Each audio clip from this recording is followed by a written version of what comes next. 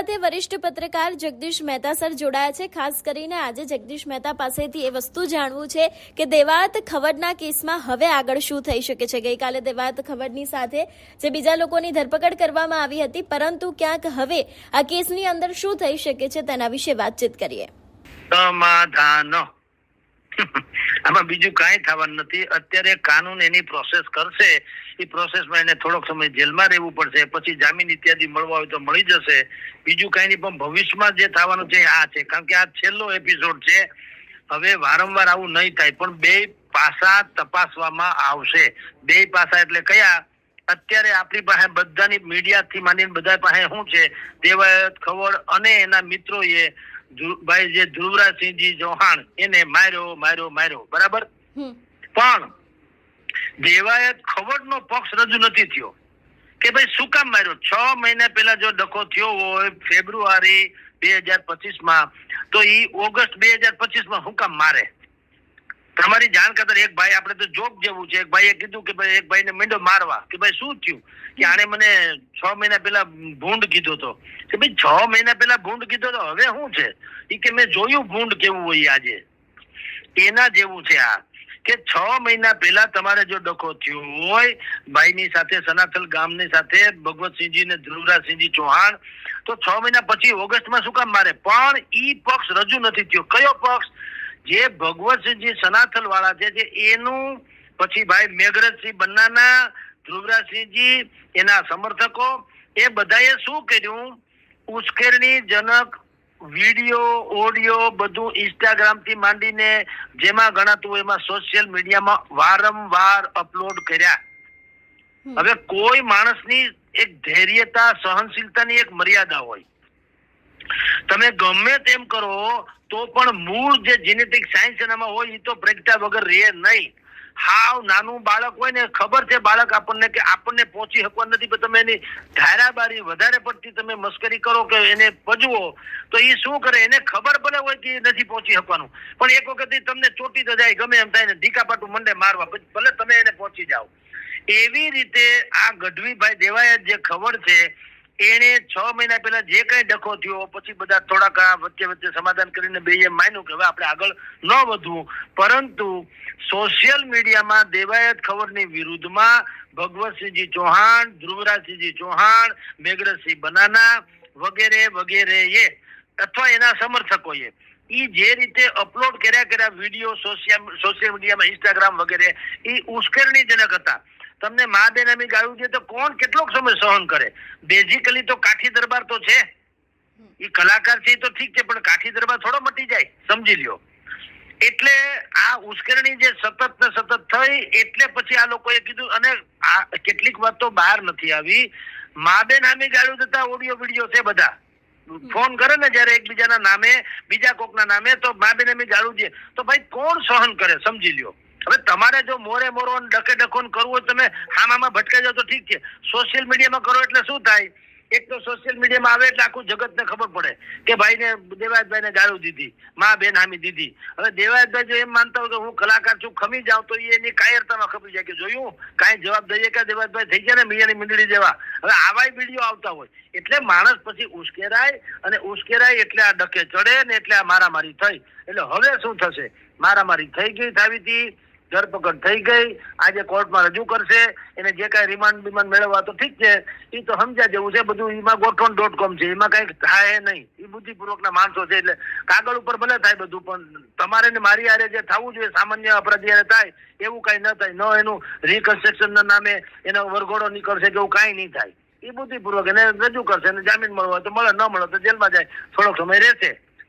એટલે થવાનું vote next એ આ છે, કાનૂની પ્રક્રિયા પ્રમાણે કાગળ ઉપર બધું થાય, પણ સામાન્ય બીજા અપરાધીઓને જેમ અત્યારે વરઘોડા આપણે કાઢીએ, દોરડા બોરડા બાંધ્યા હોય, તળિયા ફાડી નાખ્યા હોય, એટલે માર્યા હોય, એ લોકો હાલી ન શકતા હોય, એવો કઈ દેવાયતભાઈને થાય નહીં, અને કોઈને ન થાય।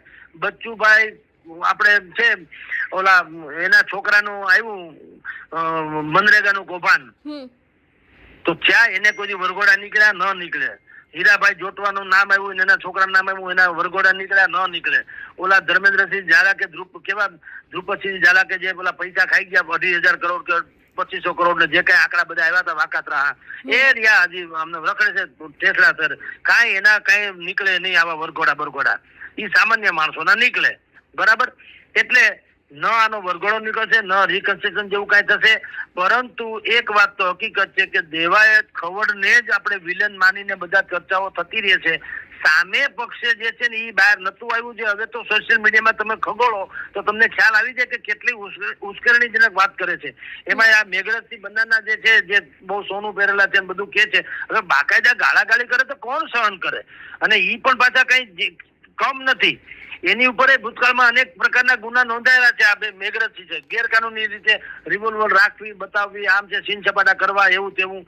પછી પાછો એક ગીત બનાવ્યું છે એ લોકોએ king of Sanathal kings of Sanathal સનાથલના રાજા અમે એમ એવું એક કવિને બોલાવીને ગીત બનાવ્યું. ગીતે અપલોડ કર્યું છે સોશિયલ મીડિયામાં. એ આખું દેવાયત ખવડની વિરુદ્ધમાં જ છે એમ સમજી લો તો હાલે. તો આવા ઇન્સ્ટાગ્રામ થી માંડીને બધામાં તમે લોકો આવું કર્યા કરો તો પછી કોણ ન ઉશ્કેરાય? એટલે આ ડકો થયો ને ગાળાગાળી કરી બાબે નામી એટલે માથાકૂટ થઈ છે. એટલે બંને પક્ષને સાંભળવામાં આવશે. સરકારે અત્યારે ભલે કરી લીધું હોય.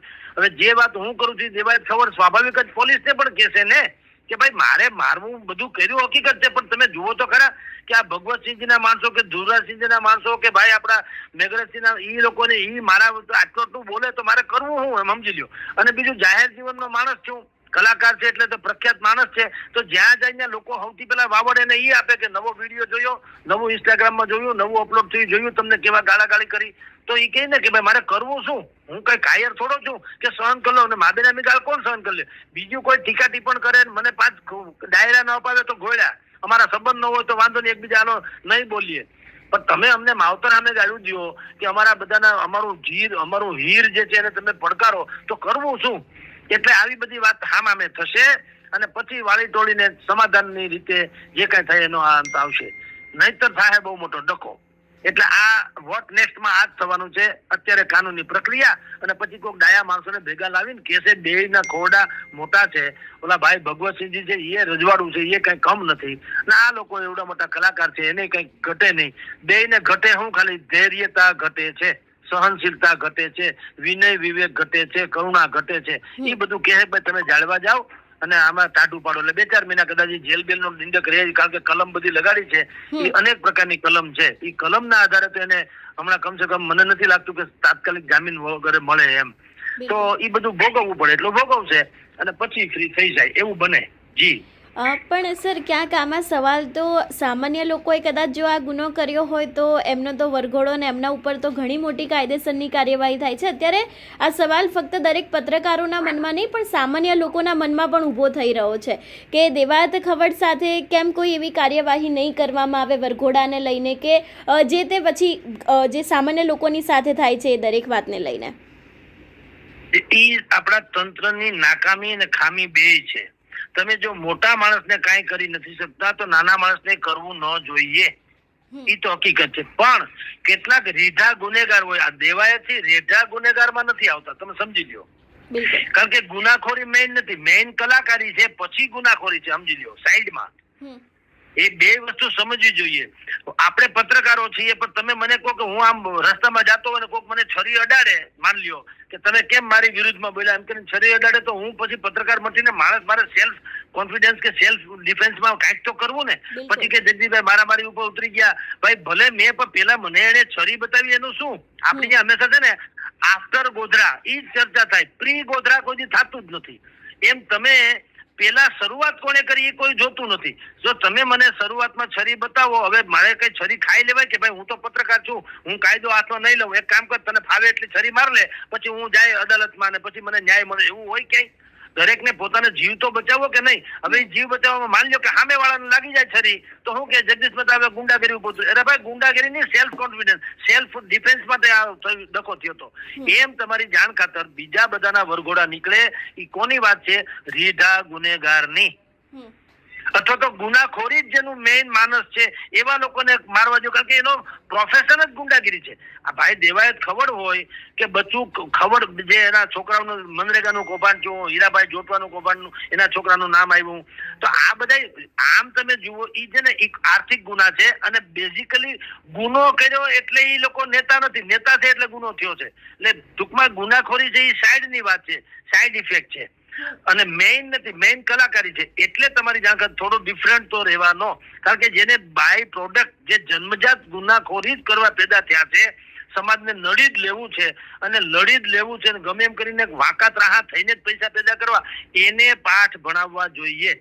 પણ જે લોકોએ આ દેવાયત ખબરની જેમ હવે સામેવાળાએ ઉશ્કેર્યો અને પછી કર્યું એ ખોટું કર્યું, તમને કહી દઉં કે ગાડીમાં જવું, ગાડી હાયર કરવી, ધોકાપંથી કરવી, 10 જણાને લઈ જવાનું, ભલે ખોટું કર્યું, પણ કાયદો એવો તો હોવો જોઈએ ને કાને કઈ ન કરે. મા બેન એવી ગાડી છે સોશિયલ મીડિયામાં, તો કોઈએ કઈ કીધું નહીં, કાયદા કે ભાઈ જો પછી તમે કહેતા નહીં હો, પછી તમને કોઈ મારકૂટ થાય તો પછી કહેતા નહીં, આ ધંધો બંધ કરી દો, એવું કા કોઈએ આ લોકોને ન કીધું સનાતન વાળાને? હાલો મને કયો, સરકારના ધ્યાનમાં તો આપણી ત્યાં ક્રાઇમ છે, સાયબર ક્રાઇમ નો પણ વિસ્તાર તો છે ને, સેલ છે સાયબર ક્રાઇમ નો, તો સાયબર ક્રાઇમ ના ધ્યાનમાં એ વાત આવી હોય કે આ ઉશ્કેરણી તમે જો ચૂંટણીમાં આવે ત્યારે કેમ આવે છે, સરકાર કે છે કે ભાઈ ફલાણા ભાઈ બોલે છે મોદીની વિરુદ્ધમાં બોલ્યા અથવા શાસક પક્ષની વિરુદ્ધમાં બોલ્યા એટલે એની ઉપર પ્રતિબંધ મૂકો, એમ કરીને કેટલાય એને સોશિયલ મીડિયાના એકાઉન્ટ લાખો એકાઉન્ટ બંધ કરાવ્યા.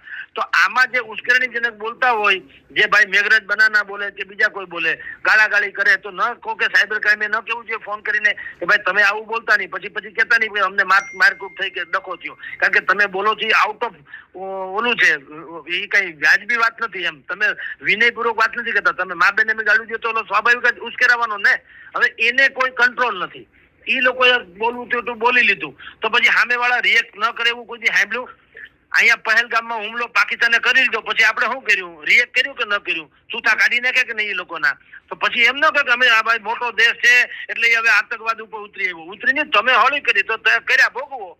એવી જ વાત આમાં છે કે વરઘોડા નીકળે કોના? જે કાયદેસર ગુનાખોરી જેનું મેઇન પ્રોફેશન હોય, સાઈડમાં બીજું કંઈક હોય. હવે દેવાયત ખબર કઈ મેઇન એવું છે, એની કોઈ ગેંગ થોડી છે, તો કલાકાર છે, તો સાઈડમાં કરવું પડે, કારણ કે માણસે છે, જવાને છે, કાઠી છે, દરબારે છે, યુવાને છે, બધું છે, તાકાત વાળો છે, હીર વાળો છે. માવતરના કોને વાલા ન હોય? તો માવતરને ગાળી દે તો કોઈ પ્રમાણે આવું કરે.